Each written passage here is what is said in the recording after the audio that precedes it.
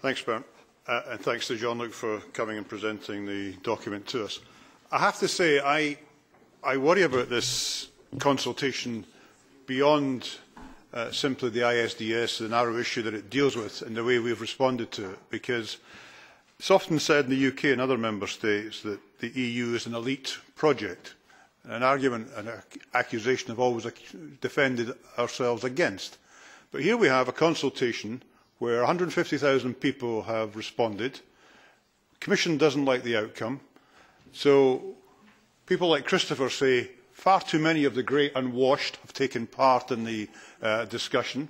So we need a consultation on the consultation, and we're only going to the cognoscenti because they are the only people whose voices and opinions should really count on this issue. Now that sends a terrible image to the public, way beyond just the investor-state dispute issue.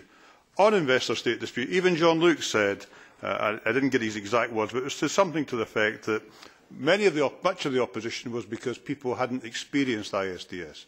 I think exactly the opposite. I think people's concern about ISDS is because they have experienced it. And what they understand is that ISDS, they may not understand all the technicalities, but they understand that ISDS is a mechanism that gives disproportionate rights to multinational companies against public authorities' right to regulate in the public interest.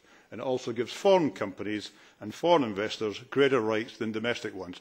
These are the two principles that people object to. Now, your consultation has shown up and thrown up the concerns that many people have, and you've acknowledged some of them genuine about ISDS, and you've highlighted 4 particular areas. As I said to Commissioner Malmström last week, the European Parliament in the Arif report, the Kadir Arif when he was here, report in April 2011 identified the 4 issues that you've just identified and many more concerns about ISDS.